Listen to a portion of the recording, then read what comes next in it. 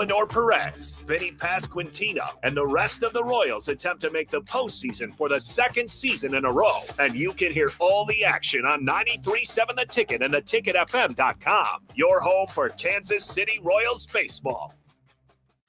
This is Lincoln's home for sports talk on the FM dial. Also online at theticketfm.com. On the internet, KNTK FM Firth, 93.7 The Ticket.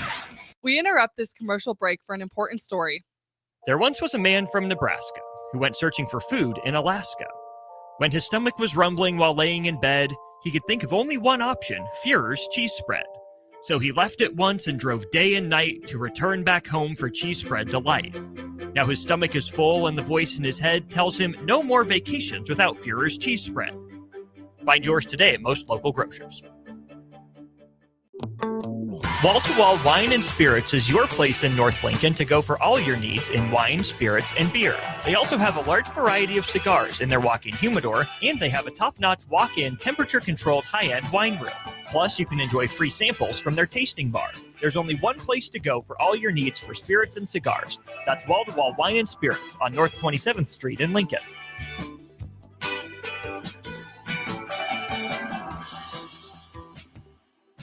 I could tell something wasn't right. My buddy Jake just wasn't himself. He seemed down. I was concerned about him and asked if he was thinking about suicide. We all have a role in preventing suicide. Know the warning signs. They may not seem like themselves, be depressed, withdrawn, stressed, agitated, or talking about suicide. Call, text, or chat 988 for 24/7 support. Paid for by the University of Nebraska Public Policy Center, aired with the Nebraska Broadcasters Association and this station. There's no better way to spark a child's imagination than to get lost in the adventure of a good book. I'm Jenny Benson, president of NSEA. Working together, parents and teachers can help every child succeed. You can help by reading to your child and let your child read to you. Encourage reading in your home and make it a priority. Make reading fun and a time that you and your child look forward to spending together. Sponsored by the Nebraska State Education Association, aired by the Nebraska Broadcasters Association on this station. Hey, it's me, your cell phone. We need to talk about something serious. I know you love me. I know you like using me wherever you are, but I feel like this isn't working out when you're driving. I know you may think that it's possible to focus both on me and the road, but I just don't feel the same way. I think we should spend time away from each other when you're driving. It's for the best. Visit StopTextStopWrecks.org. A message brought to you by the National Highway Traffic Safety Administration, Project Yellow Light, and the Ad Council. At Valentino's, we're on a mission for tradition. On every slice, for every bite. Golden baked crust, cooked to perfection every time. Savory sweet sauce that's made from our own secret recipe. Loaded with the perfect amount of fresh toppings and melty mozzarella cheese. It's the tradition that Nebraskans have come to love. From game day to every day. Valentino's. Taste the tradition. In today's digital world, technology works great until it doesn't. At Hamilton, we work to keep your business up and running. We are more than an IT company. We're your partner, focused on customized solutions that set you up for success now and in the future. Say goodbye to tech stress and unexpected IT costs when you hire Hamilton. Together, we help you focus on what really matters. Hamilton Business Technologies. Real people, real technology solutions. Connect with us at hamiltonisbusiness.com.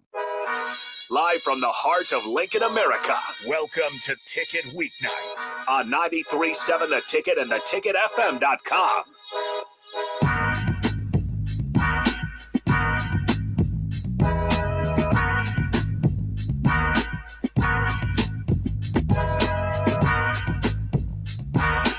All right, welcome back in to Ticket Weeknights. Harrison Arns on the ones and twos. As always, joining me to my left, we got Tristan Gomes, new ticket hire, and he'll be joining us likely for quite a bit of Ticket Weeknights content throughout the rest of this month.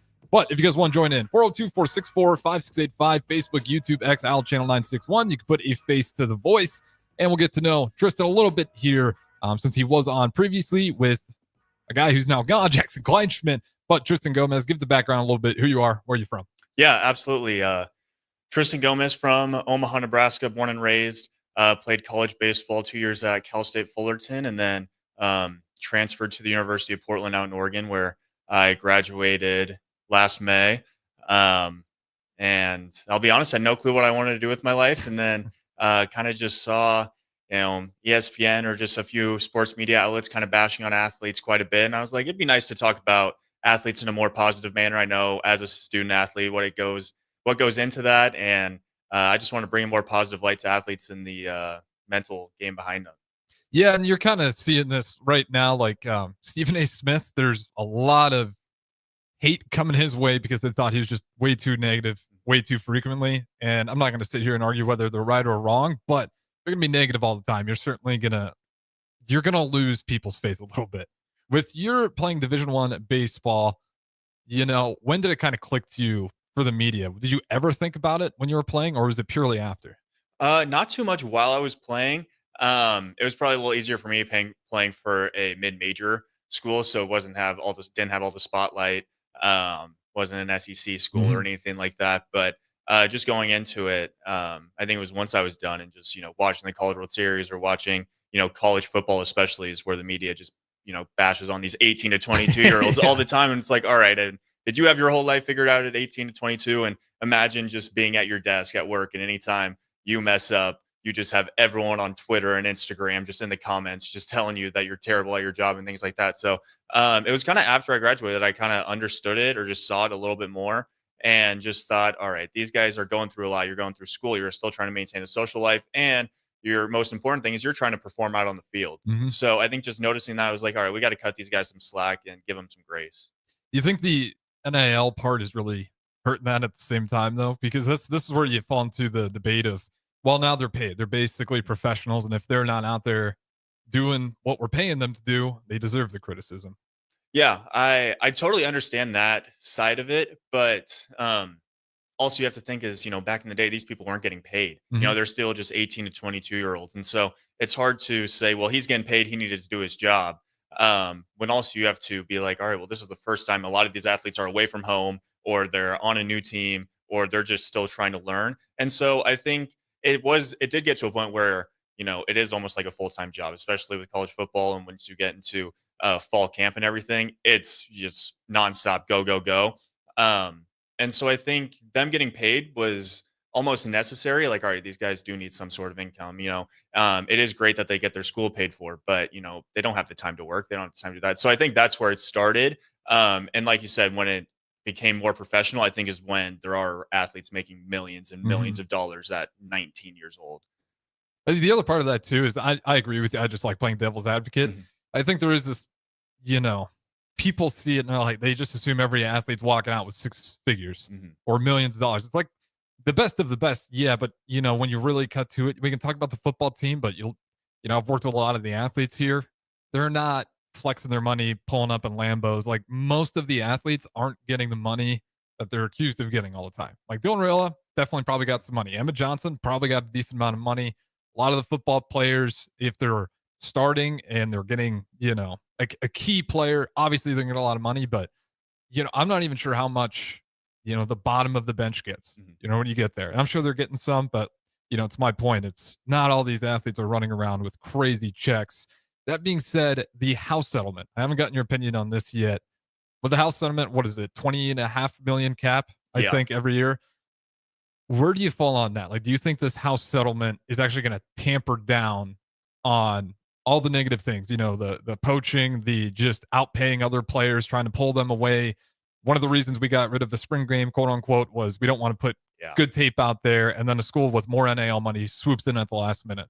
How does the settlement fit for you? Yeah, I think it's great, if I'm being honest, because you look at last year at Ohio State's roster, Oregon's roster, and just how much money they're paying their guys. And it's like, how do you compete with that? Especially when a guy does enter the transfer portal. It might not even be a school he really likes or an area he wants to go, but it's like, okay, well, they're going to give me, 7 figures. How do I say no to that? So, I think it just makes it a lot more fair to these, not even smaller schools. Like there's still Power 4 schools that just are never going to be able to get and be the, the Bama or the Georgia, Ohio State, and just pay that kind of money. So I think it makes it a little bit more fair for them.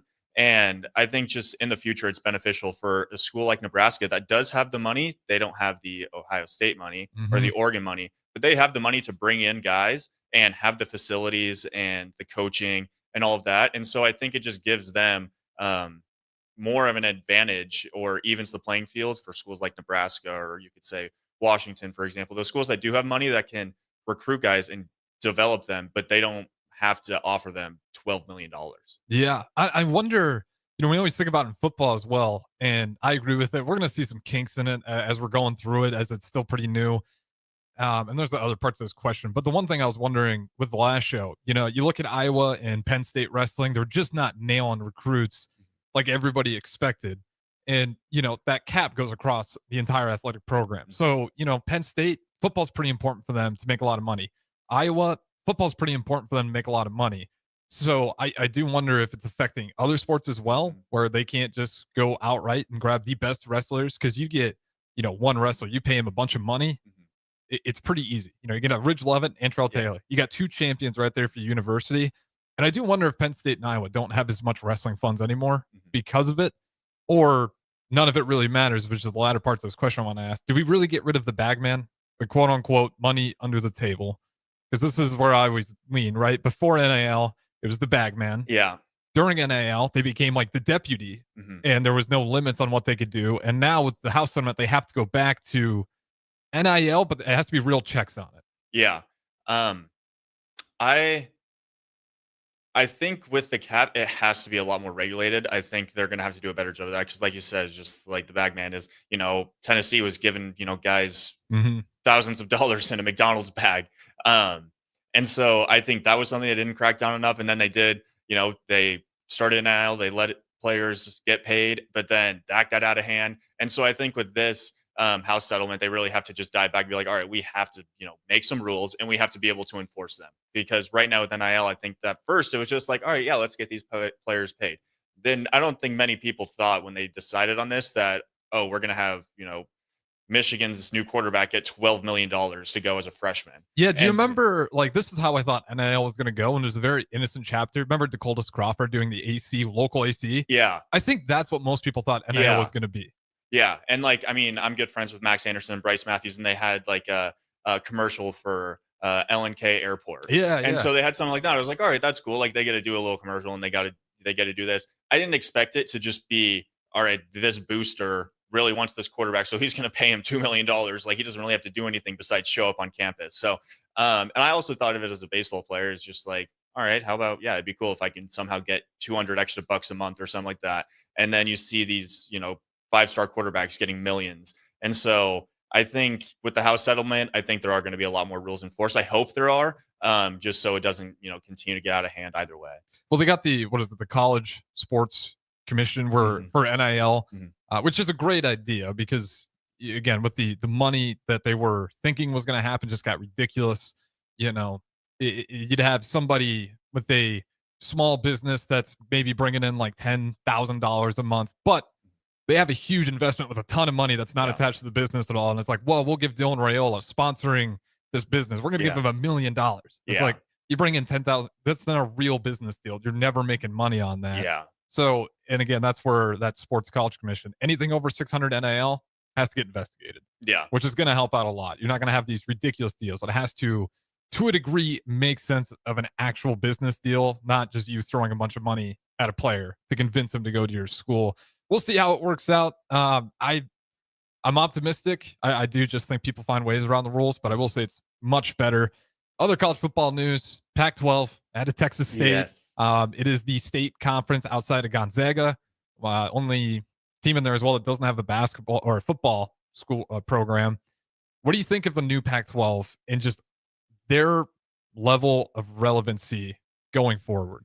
Yeah, I think I saw someone was like the Power 5 is back. I don't know if people are going to consider it, Power 5 again. I still think it's going to be Power 4 until maybe we see one or two of those schools kind of build their way up to who they are maybe beating Big Ten teams, or their non-conference schedule is tough and they are beating those kinds of teams. I love it though. I'm a huge fan of Pac-12 After Dark, and I'm so excited to have that back.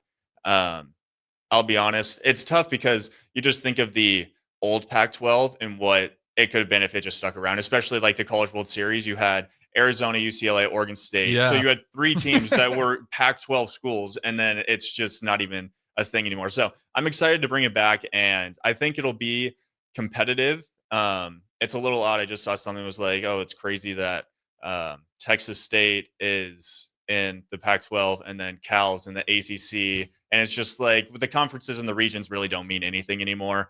But I mean, the travel is just going to be crazy. And I'm curious if Cal and Stanford maybe end up back in the Pac-12, but that's something we'll have to see. Yeah, and Boise State's going to have a lot of pressure, to really dominate and give that conference some light. So again, this obviously you lose just about everybody in the Pac-12. Pac-12 today is Boise State, Colorado State, Cal State, Gonzaga, the only non-football program, Oregon State, San Diego State, Texas State, Washington State, and Utah State. So, I mean, it's Boise State to me is going to have to hold a lot of weight. And, I was looking at Texas State as well, seeing, why were they one of the people on there. Last few years have been good for them. They actually came close to beating Sam Levitt last year, but they've also lost to some pretty atrocious teams. So Pac-12 after dark, don't know if I'm going to be actually watching it. Might fall asleep to it more often. Yeah. But, I'm happy to see them just fighting tooth and nail to survive, because if the Pac-12 officially crumbled, I think that'd just be a tragedy to college football. When it comes to conference realignment, I'm just getting all your broad opinions since it's the first show with you. Do you feel like we're losing too much tradition when you have, USC going to play a conference game in Rutgers and they're going West Coast to East Coast? And you look at College Game Day, over and over, you're getting much more parity. It's Oregon at Washington again and again and again. Yeah. And they're not really going to those smaller schools as much. Does that bother you, or is that just business and that's the way it's going to go down? I think a lot of people see it as just business, or that's kind of just what we have to take it as. I hate it. Like Oregon State for the Civil War. They can't call it the Civil War anymore. But for the Civil War, it was always like in rivalry weekend. And now it's like the third weekend of the season. And so it's just different. And I think it's tough, especially when you do see, Cal versus Miami is College Game Day. And you're like, all right, cool. Or you see Cal playing Virginia Tech midday. Missouri, Kansas State. Like, you still hear people in that era just vehemently upset that rivalry doesn't exist anymore. Yeah, and there's so many rivalries that would just be so cool to see a lot more often. And then I think at the end of the day, it feels like it's just the Big Ten and the SEC. So I think it would have been cool to still have, Washington, UCLA, USC, Oregon in the Pac-12, just so that's another conference that competes, on a nationwide basis. But now it just seems like, all right, the winner of the college football playoffs every year is probably just going to be the Big Ten or the SEC, and it's just hard to kind of root for anyone else. Yeah, and then we get to the final part of all these changes, the college football playoffs. And this is where I get into trouble. Like, I think sometimes I'm a little bit too much of a romantic when it comes to tradition. College football playoffs, 12 teams. Do you like this more than the 4-team playoff we had before? Or do you even really like the old school where you just pick 2? You use the computer program to give you who are the best 2 teams in the country. Yeah, I don't mind the 4. I think with the 4, typically you're getting the 4 best teams. There are teams that are not, that are most likely going to win. But then you have to look at Ohio State, who lost to Michigan. They lost to Oregon. They didn't make the conference championship. So they might not have even been in the top 4, probably wouldn't have been in the top 4. So, and I think they were the best team in the country last season. And so it's tough to say, well, Ohio State shouldn't have been in it, but they would have just won it all. But also, I do like the fact that you can't lose 2 games. Like, you have to go in and you just have to win and win and win. And I think that just makes every game more precious and more fun to watch when it's like, oh, they lost this game. That doesn't really matter. They can still make the playoffs, or they can lose another one. They can still make the playoffs. So I do like that there's more games. I think it's more fun to watch as a fan. You get to, experience so much more games. But at the end of the day, it makes the regular season so much more important. Yeah, and that's where, I'm willing to give like the 12-team playoffs like a few more years, see if I just get used to it. But if we're going to do that, like SEC, you better be playing 9 conference games. Yeah. Because now we're also, to your point, like, you can lose a big game. Notre Dame lost to Northern Illinois, didn't sink their season. They also picked themselves up. Obviously, we mentioned Ohio State. They make the run and actually win the whole thing. There's still some tweaks, like Oregon being undefeated and not getting to host a game, where Ohio State got to host, get some momentum, get a win. They're familiar with Oregon. Would it be better to put those bowl games first and then have the buys be, okay, Oregon gets a bye, they're hosting? Yeah. I've never even thought about it. I think that'd be pretty cool. I also do think they need to change the format of just like the top 4 conference champions, because like I just said, the Big Ten and the SEC, they just run everything. And so, did Boise State really earn that host spot? they were good. They were great, but you saw what happened when they played Penn State. Mm-hmm. And I don't think, did all 4 teams with a bye lose in those games? Yeah. Because was it Georgia, Arizona State, Oregon, Boise State? Mm-hmm. All 4 of them lost. So I think a home field advantage would have been beneficial for them, but also, they did get the rest and maybe that didn't work out to their benefit. But I think that went to show that maybe, just the top 4 teams in the country, those are the teams that should get a bye. Since you're a baseball guy, I see the MLB. When was it they switched their playoff format? Oh, just a few years ago. Yeah, it's pretty recent. Yeah, I want to say maybe 4 years ago. Do you kind of have that same thoughts? Like, do you think baseball in particular, having that rest while the other teams are playing through it, getting hot, do you think that's a disadvantage for those teams that get those buys? Almost, yeah, just because in baseball you play so many games throughout the season. So yes, resting is fine. But once you're going into a series, after the wild card, you've gotten at bats. Like as a hitter, I think it's nice when you just get at bat after at bat. And you show up to the next series and you're like, well, I just, played a game 2 days ago. I'm not really, fatigued or anything. Like we just got to go. I think you see it more in the NBA is where you see in the NBA where teams that maybe do get a rest or they sweep and then they go play another series, maybe are a little slow in those first few games or first few minutes. But I do think almost when it comes playoff time, like, I don't know how much rest you really want. I feel like you just want to be playing. You're like, all right, we got to go every single day and we just got to figure it out. And I think that might be the same for college football because it seems like all those teams that played that first game in the playoffs, like, we're just like, all right, we're going now. Like, we've started well. Ohio State went to the Rose Bowl and they're like, we're already going. Like, we just played a game. We got back to practice. It's kind of normal for us. Well, Oregon's coming off quite a long, like, big time break. And then they get in the game. And it was crushing watching that game just because I'm, my dad's from Eugene, Oregon. So I'm kind of an Oregon fan. And I was just watching that game. I was like, oh, Oregon will score at some point. They'll come back. And it was like, okay, Ohio State, like, they just showed up from the start and there's nothing you can do about it. So I think the rest does kind of take a toll. Yeah, and the reason why I can't tell you what the years prior, but I remember that first year with the MLB playoffs, they changed that format. A lot of those teams were losing that had those buys. That brought up the conversation. And obviously, panic, change it. It's just 1 year. Wasn't sure how much that trend was continuing. A couple minutes left here. I'll ask you this, and then we'll get out of here on college football. Big Ten Media Days in Las Vegas, no longer in Indianapolis to help the new Pac-12 schools out so they don't have to travel super far. Which team are you most curious to hear from? Honestly, my bias says Oregon, just because I'm curious how they respond. Mine's after also last year. Oregon. So. Yeah. Just responding off last year, I'm also really excited to see how Dante Moore does.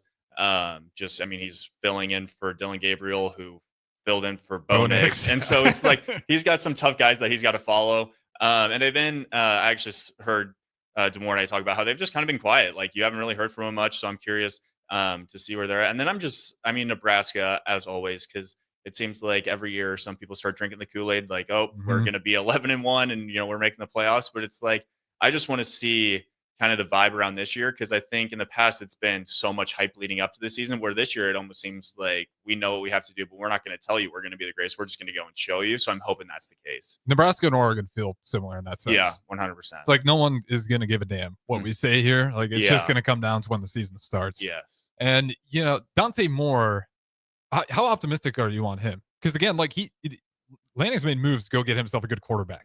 So if he's not, that makes me think he sees Moore being potentially, maybe not to the same level, but definitely capable of being a high caliber starting quarterback. Yeah, I think he's going to be really good.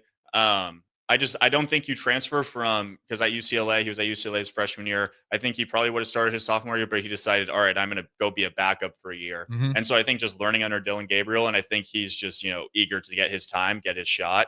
And so everything I've seen, he had a decent spring game, did throw an interception, but other than that, he was lights out, had a great completion percentage. So I think he's going to be really good, and I'm excited to see how he does. Yeah, Oregon seems scary. Yeah. Because I was having that conversation with DeMore yesterday, and like we both kind of, you ever see that meme template where it's just the guy standing on the corner? Quality. Like, that's what Oregon feels like this year. Yeah. Just sitting in the corner, letting everybody else have their fun, because you're just not hearing a lot out of them. Yeah. Like, even on the Oregon Burners, I usually see a lot of noise. It's like, it's been a very quiet off season. Yeah. And they're just hunting for Ohio State in the Big Ten. Exactly. And they want that revenge. We'll talk about some more Big Ten on the other side, college football. Don't go anywhere. We got Tristan Gomes, Harrison Arens. Talk to you on the other side. Batter up. Join us this summer at Haymarket Park for 50 action-packed Salt Dogs games running now through August. Visit saltdogs.com for updates on everything you need to know about weekly promotions, giveaways, and special events. That's where you'll find the latest updates to make sure you catch all the excitement and never miss a homestand you want to attend. Haymarket Park is your ticket to fun all summer long. Visit saltdogs.com to get your tickets and unleash the fun. 93.7 The Ticket, Fox, KFXL weather. Brought to you by Bryant Air Conditioning, Heating, Electrical, and Plumbing. Your Lincoln forecast for today, we'll see lots of sunshine with light winds. An afternoon high around 89. Tonight, mainly clear skies and calm winds, below near 66. And tomorrow, we'll see mainly sunny skies with a light breeze. It'll be hot with an afternoon high near 94. I'm meteorologist Kyle Flecker for 93.7 The Ticket and theticketfm.com. Now's the time to lock in the best deal of the year on a new John Deere sprayer during Landmark Implement's Sprayer Early Order Program. Leverage the industry's latest technology with See and Spray. Target weeds with precision and cut herbicide use. Utilize Exact Apply to save in chemical usage and prevent over-application. Don't forget, secure early order savings and get the sprayer that maximizes every pass. Visit your Landmark location for full details and experience the Landmark difference. 93.7 The Ticket is your home for every Kansas City Royals baseball game. Bobby Witt Jr., Salvador Perez, Vinny Pasquantino, and the rest of the Royals attempt to make the postseason for the second season in a row. And you can hear all the action on 93.7 The Ticket and theticketfm.com. Your home for Kansas City Royals baseball. Mike, I've been thinking our house could really use a makeover. How about new siding? I've been thinking the same thing. Have you heard of James Hardy? Yes! Sarah down the street had Roofing Service Company install James Hardy siding on their home, and they love it. Roofing Service Company does have great reviews. They took her through the design process and made everything super easy. Roofing Service Company offers expert design and installation. Couple that with James Hardy's durable products and variety of colors, you and your family will love your exterior remodel. Just visit roofingservicecompany.com. That's roofingservicecompany.com. If you're a veteran, our nation has created a wide range of benefits to thank you for your service, but it can be difficult to navigate the process of determining eligibility, filing claims, appealing decisions, and securing the benefits you've earned. Speak to your County Veteran Service Officer or the Nebraska Department of Veterans Affairs State Service Office to see what's available to you and your family. These services are 100% free, so visit veterans.nebraska.gov today. Sponsored by the Nebraska Department of Veterans Affairs, aired with the Nebraska Broadcasters Association and this station. When you were a kid, clubs were cool. Robotics club and space club and stuff like that. But what do adults get? Book clubs and quilting clubs? Nah, forget that. How about margarita clubs and old-fashioned clubs? Get to Upside Bar and Lounge for the best clubs in town. Try all 10 varieties of Upside margaritas or old fashions and take home a free souvenir glass. Grab the whole crew and pair it with Taco Night on Mondays or Whiskey Wednesdays. Upside Bar and Lounge at 29th and Pine Lake. Gaina Trucking is hiring CDL Class A and B drivers. Their strong team culture makes it not a job, but a career. Gaina Trucking offers health, vision, and dental insurance, 401k with company match, an employee assistance program, and other bonus programs. Build a better career today with great team culture at Gaina Trucking. Learn more and apply today at GainaTrucking.com. Make your move fun and easy with the help of Movers and Shakers. Movers and Shakers is homegrown, female-led, and ready to help make your transition to a new space as seamless as possible. They excel at residential and commercial moving jobs, as well as offer home cleanouts and junk removal services. Moving into a new place is stressful enough, so let Movers and Shakers ease the transition. Give them a call today at 712-899-6265 or book your move online at www.moversandShakersNE.com today. Hey there, this is Paul Scheel, owner of High Electric. I want to thank our friends and loyal customers and introduce High Electric to those looking for a new electrician. We've been serving the Lincoln and Omaha area for over 30 years, from design to install, upgrades, and repair. If you are a homeowner or a small business needing some electrical work, call us at 402-466-6606 or check us out at hyelectric.com. We look forward to hearing from you. Don't wait for Lincoln's fireworks stands to open up. Get the good stuff at Roca Crazy Cracker in downtown Roca. Stop in from June 25th through July 4th for the hot spot for rockets and more this Independence Day. Open 11 a.m. to 11 p.m. every day. It's Roca Crazy Cracker Fireworks in downtown Roca. Back to the Ticket Weeknights on 93.7 The Ticket and theticketfm.com.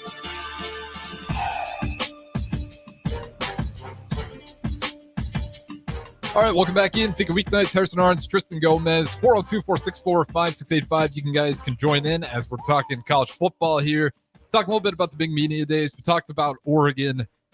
What other teams would you be interested in? And I'll throw one out there while you think about it. Illinois, to me, is just what those guys have cooking. I think, let me pull up how many returning starters. They have a ton of returning starters coming back. Also, is Altmaier still there? Luke Altmaier's back. Yeah, he's good. Here, let me pull up that list. There's a great list that shows you which teams to watch out for. And Illinois, with the schedule they have already, also quietly the most quiet 10-win team last year. Mm-hmm. Like, I don't think a lot of people realize they went and won 10 games. But also, just about everybody coming back. Yeah, I think Illinois, one, like you just said, is going to be unreal. I think I'm curious about USC, especially just because I feel like Lincoln Riley's been there and everyone expected so much. Like when he got there, they were like, all right, we're going to be in the playoffs next year. This is what we expect out of you. We expect USC to be back. And that has not been the case so far. They've had Heisman's, which is crazy. Yeah, which is crazy. Yeah, that's the thing is it seems like they have like singular guys that will just make plays, but then they don't just put it all together. Mm-hmm. So I think USC is a team that's going to have to kind of switch things up, or Lincoln Riley's kind of thinking to himself, like, I'm here for a reason. I'm here to bring USC back to, what they were like in the 2000s. So I'm excited to see how USC plays out. And I'm really excited to see who ends up being kind of like that Indiana team last year, like the team that maybe has a little bit of an easier schedule, but they just win. And at the end of the year, you're just thinking to yourself, are they that good, or are they a team that's maybe a little bit of a fraud? Yeah. And we'll get to Indiana because I want to ask you about them as well. But so real quick, I did look it up. Illinois, 16 returners or starters coming back. You got 9 on offense. You just got to find 2 offensive players, and then you got 7 coming back on defense. So you're full intact in your most important position. Luke Altmaier, one of the best dual threats in the Big Ten right now. He'll be back.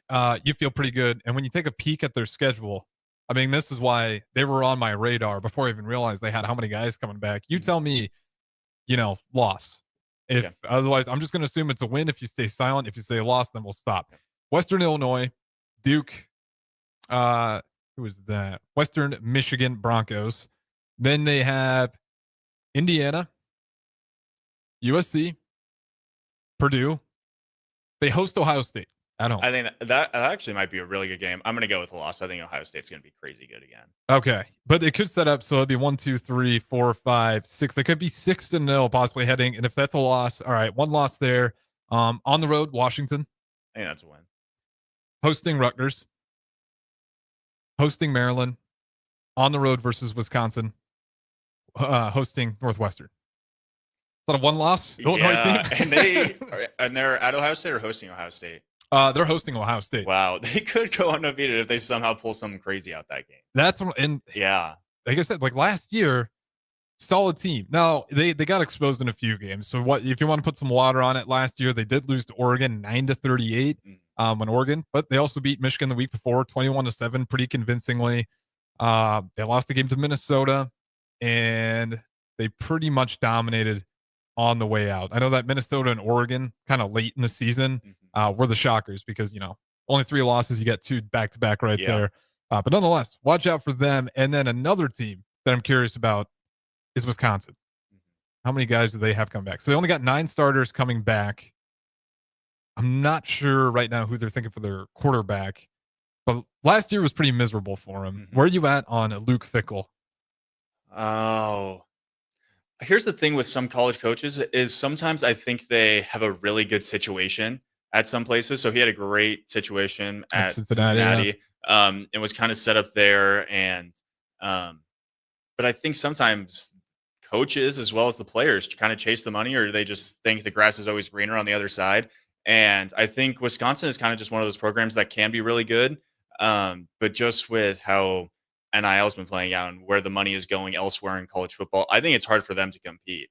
I think they're a middle of the pack Big Ten team, and I think it's going to be tough for them to really just get over that hump because they were competing with Ohio State and Michigan, and dominating Nebraska in the Big Ten championship that year. So I think they had the teams, but I think if they've almost dug themselves a hole, or they've kind of regressed a little bit to a point where it's going to be really hard for them to get back. And just seeing Fickle on the sideline sometimes, I just don't know if he's the guy that's really going to turn that around.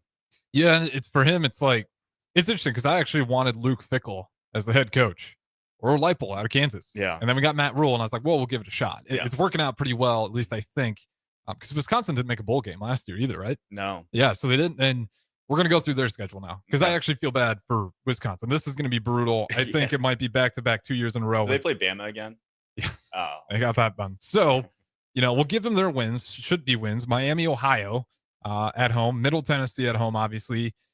And then it's just miserable right out of the gate. So just tell me if it's a loss or a win. On the road versus Alabama. Loss.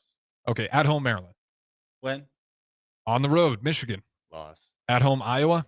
Loss. At home, Ohio State. Loss. On the road, Oregon. Loss. At home, Washington. Win. On the road, Indiana. Loss. On the they host Illinois. Loss. And then they're on the road versus Minnesota. Loss. That is brutal. That is crazy. I can't imagine being a coaching staff and the schedule gets sent out and you're like, all right, let's look at what we got. And it's just that gauntlet for a team that is kind of struggling or has been struggling for the past few years. And you're just like, oh, just beat us while we're down. That is that is just grueling. That's so crushing. Yeah, I couldn't believe it. The Alabama, Michigan, Ohio State, Oregon, Indiana, Illinois, those Big Ten teams alone, and then, of course, the non-con game with Alabama. You could not have drawn worse Big Ten opponents this year on top of you scheduled in Alabama before you knew you were going to be struggling this bad. Yeah. And I know Luke Fickle got a 1-year extension already. Maybe just writing this season off the books ahead of time. Yeah. But if this season goes as bad as, but if they go 2 years without bowling, you think they fire Luke Fickle, or do they just hold tight since it's only been, a few years for him? I think you have to. I think we're seeing it more in college football, especially since, the players are getting paid and they're kind of getting treated like professionals. I think the coaches are going to have to be the same way. I think they're going to be at a point where they're like, well, we can't just stick around. We can't just stay like this because, we're going to lose money from the boosters and the donors, and all those people aren't going to, our fans aren't going to be as supportive as they had been when we've been great. And so it gets to a point where it's like, well, we can't just continue this and almost hope or, expect us just to turn the ship around and we're going to be back in not only bowl games, but competing in the Big Ten, at the top. And so I think you kind of have to. And I think a few other schools have kind of gotten to that point as well, where they're just like, well, we're not just going to sit around and be mediocre and hope something works out. Because, hope can't be a strategy. You have to find a coach that is going to come in and change things around. But as we know, that's so hard. You saw, Scott Frost. We thought he was going to come in and just, lead us to the promised land again. And that's just not the case. So I think finding a head coach is just as hard as, finding a great college quarterback. Yeah. And, even if you have the fans that stay loyal, no matter what, here at Nebraska, that losing culture starts to seep into every root of the foundation. And I think that's what we saw here for the longest time is even a guy like Scott Frost, in no world, I think it could possibly go that bad. And obviously you have the statistically one of the worst seasons, a lot of it special teams. It wasn't all just bad luck. If you're going to make bad plays in special teams, you're going to have huge momentum shift plays. But just loss after loss. And then, talking to guys like Chancellor Brewington, who were big parts of that era, they felt great before the season. And they felt like they could really beat anyone. And to be fair, they could. There's a bunch of 3-score, 7-score losses. But at the end of the day, just those small lapses and mental focus, that's what makes a great head coach is can you just be clean in all of your operations? And unfortunately for Scott Frost, you got a culture that is already kind of weak and he just wasn't the right guy to put it all together. Yeah. And Matt Rule, luckily, feels like it. We'll have to kind of wait and see on him. A team that did figure it out last year, supposedly, is Indiana. And this year, I don't think Rourke is back. So they were without the Maple Rifle, as they dubbed him. Where are you at in Indiana? Was that an anomaly season, or are you expecting them to be right back? I don't know if I'm expecting them to be right back. I do see them at the top still. They did have, one of the easier schedules of Big Ten teams last year. And so I think that helps a lot. But once you do win, you're seen by recruits and guys in the transfer portal as a school. Oh, if I want to go there and win, develop, and not just, it's not the old Indiana. Like, this is a team that wins, and their coaching staff knows how to win. Signetti said it himself, I win, Google me. So I think if you're a recruit, you see that and you're like, all right, well, I don't want to just go somewhere to lose, or a team that's been, maybe average the past few years like Wisconsin. Like, all right, Indiana's a team with a good coaching staff that I can develop and we can win. So I think they're still going to be good, but I'm not sure exactly what their schedule looks like. But I think that is another team that maybe had a little bit of a fluke last year, but it's still hard to win. It's still hard to win, but once you play those tougher games, you kind of get showed how you really are. Yeah, I'm willing to believe that they'll be back, just not to the same degree. Yeah, and agreed. Fluke or whatever you want to call it, the way I phrase it, they took advantage of a weak season or schedule, and that's something that Nebraska has failed to do over and over. If we were to handle a weak schedule, I'd be like, yeah, we earned that. It wasn't a fluke. We just haven't. Indiana got a weak schedule, and they totally owned it. This year, it's going to be early for them to figure out if they're legit, because they get to host Illinois, but then they're on the road versus Iowa and on the road versus Oregon. And that's 3 of their non-con games. So should be 3-0, but that might be 1, 2, 3 games right there. Where, what does Curt Cignetti look like when a team actually is losing? Yeah. Because he really hasn't lost anywhere. I don't think he's had a single losing record. Yeah, no, I mean, career. James Madison, same thing. He showed up there and then they just won. Yeah, I am curious because I know they played Ohio State last year, and I think that game wasn't a blowout by any means, but I think Ohio State kind of handled that game. Yeah, they did throughout the whole time. Like, you never thought, oh, Indiana's got a chance here. So I think it'll be good to see just early into the conferences, just be like Illinois, how are they going to compete? And then, going to Oregon, like, how's that game going to end up? Because they didn't have many lopsided games. It's not like they ever got in their 2 losses last year. They didn't get blown out. So I think in those games early in the season, it's how are they going to respond? But yeah, that's kind of where I'm at. Like, what is if you go 0-3 or even 1-2, how do you respond to that? And can you pick yourselves up? Because then you got Michigan State, UCLA, Maryland, and then you got a road game versus Penn State, and then you finish off with Wisconsin, Purdue. So it's not the worst schedule out there. You're going to have some tough games, but they can definitely, I don't know if repeat a college football playoff appearance, but another great season where they make it to a decent bowl game, and Curt Cignetti can continue to build up that program. With that being said, though, we'll throw it to break here. On the other side, we'll finish off with some NBA. Plenty more trades been happening after the Kevin Durant domino fell. So don't go anywhere. Take a Weeknights. Tristan Gomes, Harrison Arns. Talk to you on the other side. An award-winning softball season deserves a celebration. Don't miss your chance to congratulate Jordy Ball in person. Join the team at Midwest Bank for a special meet and greet on July 16th at their Jamie Lane location as they recognize her incredible achievements. Bring your friends, your team spirit, and your favorite gear for Jordy to sign, and it all kicks off at 4 p.m. They can't wait to see you there. Get all the details at midwest.bank. Midwest Bank, member FDIC. We interrupt this commercial break for an important story. There once was a man from Nebraska who went searching for food in Alaska. When his stomach was rumbling while laying in bed, he could think of only one option, Führer's cheese spread. So he left it once and drove day and night to return back home for cheese spread delight. Now his stomach is full and the voice in his head tells him no more vacations without Führer's cheese spread. Find yours today at most local grocers. Wall to Wall Wine and Spirits is your place in North Lincoln to go for all your needs in wine, spirits, and beer. They also have a large variety of cigars in their walk-in humidor, and they have a top-notch walk-in temperature-controlled high-end wine room. Plus, you can enjoy free samples from their tasting bar. There's only one place to go for all your needs for spirits and cigars. That's Wall to Wall Wine and Spirits on North 27th Street in Lincoln.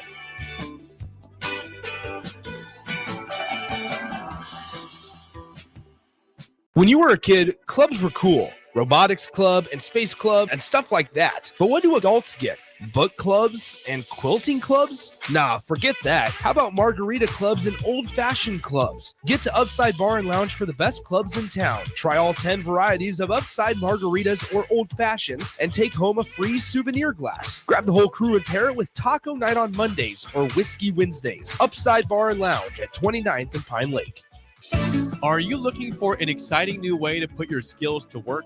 Explore new career options in the fintech industry at Currency, a Sandhills global company.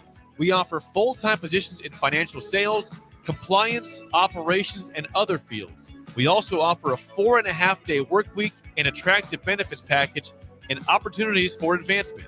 Put your motivation to work and grow with us at Currency. Visit gocurrency.com/careers to learn more.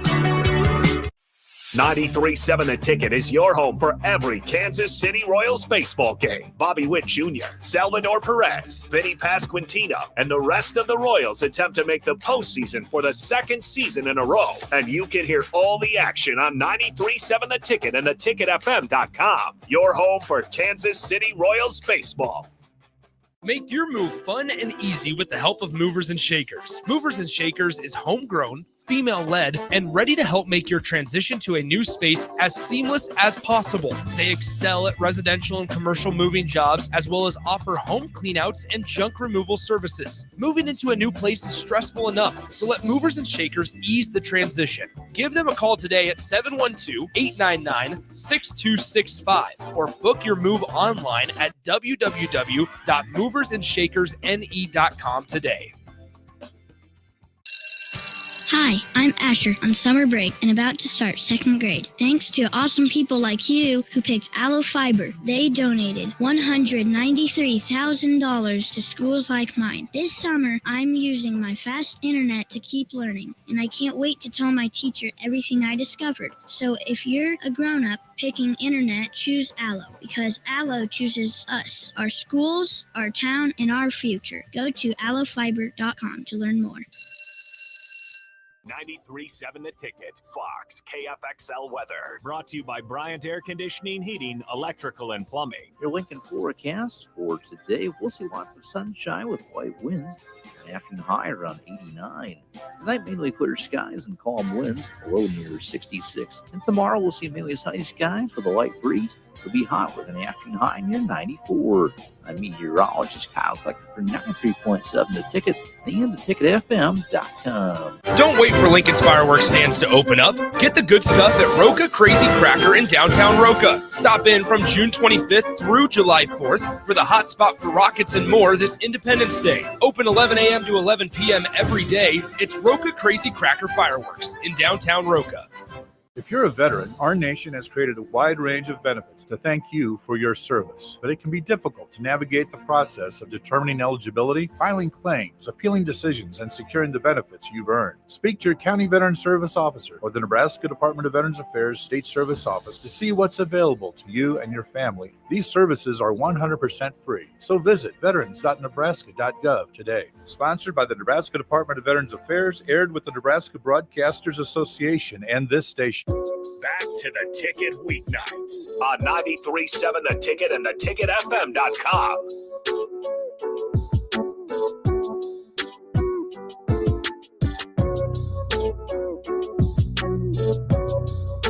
All right, welcome back in. Final segment of Ticket Weeknights, at least while we're live on the brick and mortar. We do have the Kansas City Royals coming your way. They got the Mariners. I believe that is a 8 p.m. pregame start for us, and then 8:40 is when they will start their first inning. But if you guys want to continue to listen to Ticket Weeknights, get the Ticket app or watch on any of the streams, Facebook, YouTube, X, Allo Channel 961. Otherwise, like I said, wait till 8 o'clock and you'll get Royals on the airwaves. All right, switching it up, talking NBA here. Real quick, I want to get a list of some of the local guys that are getting some two-way contracts or some shots at some NBA teams. Yeah, a few guys, Omaha natives, Chucky Hepburn from Bellevue West, two-way contracts with the Raptors. Hunter Salas, Millard North graduate. Zach Gonzaga transferred to Wake Forest, had an insane year there, two-way contract with the 76ers. And then John Tonje from Omaha Central by way of Colorado State, then Wisconsin, headed to the Utah Jazz as I want to say the 53rd pick of the draft. Mm-hmm. So quite a few guys. Unfortunately, none of them went to Nebraska, which is a tough scene, but good for those guys. It's pretty cool to see the talent out here, and it seems like it just continues to get better and better, which is pretty cool. And on the bright side, Juwan Gary, he did go to Nebraska, obviously not a native, but he's going to have an opportunity for the Summer League with the Los Angeles Clippers, and then as well as Bryce Williams. Who did he get drafted? I'm blanking right now. Oh, gosh. Was it the – I wanted it to be the Suns. It wasn't the Suns. Let me look it up real quick because Bryce Williams, second round. and he's obviously going to have a good opportunity to play. He got drafted to Charlotte. Yeah, I wanted to say the Hornets. Okay. What do you think he has to do to keep his career alive? I think just stay healthy. It is tough though because he's been a scorer at Nebraska, and that was kind of it was just give him the ball. But now when you're playing with LaMelo or other guys that are kind of those scorers, I'm curious what he has to do to kind of fit into a role or be more of a role player, or maybe he's a guy that comes off the bench that also can make plays and get some buckets. But I think so often you'll see guys that are scorers in college that maybe don't do exceptional in the NBA because they don't really have a role. Their role in college was give me the ball and I'll put it in the hoop. But now you already have those guys. So what do you do now? So I think he just has to find his way into his role and just appreciate it. Correction. He went undrafted. Yeah. Did he sign with the Hornets? No. So I don't, unless 402-464-5685, you guys can correct me if he is currently on a team right now, but he's definitely going to get a shot. Yeah. I know the Golden State Warriors, they were interested. They did want some workouts with him. So maybe a Warriors team. Man, I can't figure out why he would go undrafted though. Yeah. I'm curious if it's just an age thing. Cause the Yeah, other age. day we were looking at just the top 10 picks. I think 8 of the 10, 9 of the 10 were one and done guys. Yeah. And I think that's what a lot of organizations are expecting now. That's kind of just what they want. And I think it's a lot tougher for these older guys, seniors, 5th year seniors to get drafted and make an impact. Yeah. Well, luckily for Bryce Williams, I think he had a plenty good enough season. He'll get some 100%. opportunities.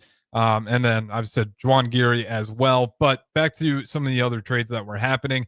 Really, the only one I want to talk about is somewhat of a trade. It is a trade with the Pacers, but what the Bucks did, they go ahead and waive Damian Lillard. They're going to have to pay out his contract for 5 years now. But they do get Miles Turner in there.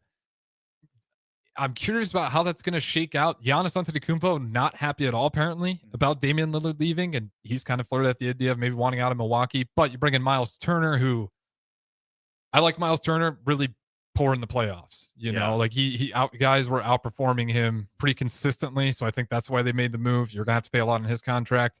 What do you think about the Bucks waiving Damian Lillard, which is it's probably the most aggressive wave I've seen in NBA history, and at the same time they bring in Miles Turner? Yeah, a little odd to waive Dame and bring in just a totally different position. Like, it's not like a guy that's really filling in for Dame. Yeah. But also, if I'm Giannis, I'd be pretty upset too. I think you had a guy in Dame who has proven that he can be a scorer and kind of just take that, off Giannis's shoulders. Giannis, I feel like for the past few years, since they won it, he was the guy that it was like, all right, we got to score. I got to do something. Well, I think Dame kind of took that off his shoulders. And I think the injuries and the health problems with Dame are really frustrating and, put some pressure on the Bucks to maybe do something about it. But I think it just makes it so much harder for Giannis as he gets older to continue when he doesn't really have that number 2 or that guy that can, go and score. And I'll be honest, I was frustrated when Dame left Portland. Just being in Portland for school, it was big. We'd go to a few games and it was just unbelievable what he could do. But I don't think he's a guy that you should ever waive. I think he's a guy that you always expect to just, whether it's an injury or time away, he's a guy that's going to come back and still be a baller.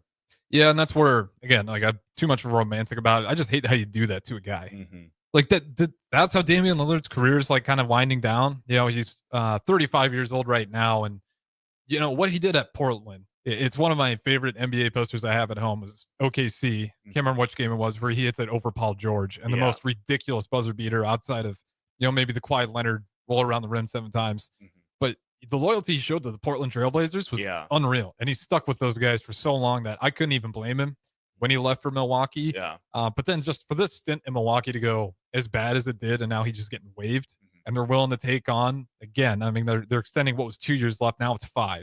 They're going to have to be paying, I believe, $22.6 million, and they're going to have to pay that. It frees up salary cap space.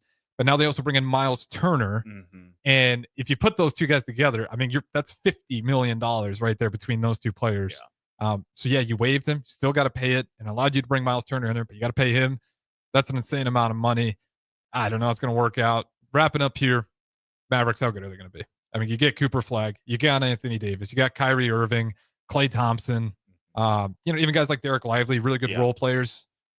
Can they do enough in what is the loaded West to, I'll just say, Western Conference Finals? I think Western Conference Finals are easily doable.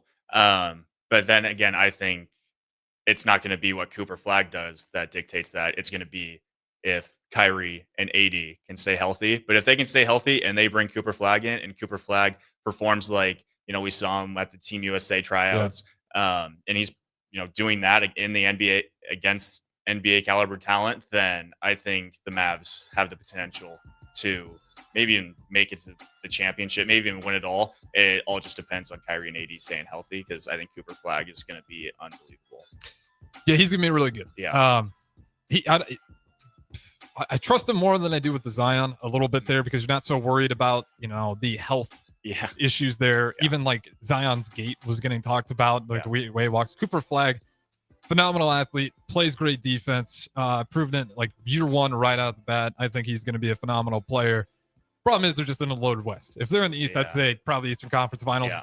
West, I couldn't tell you. We'll see what moves the Nuggets are going to continue to make. The Thunder, obviously, the champions, as well as you can't write off teams even like the Warriors with Steph Curry. With that being said, that's going to wrap it up for us. That's Tristan Gomez. I'm Harrison Arens. We'll have more ticket replays coming up for you, but on the streams and on the ticket app. Royals coming your way next on the Brick and Mortar.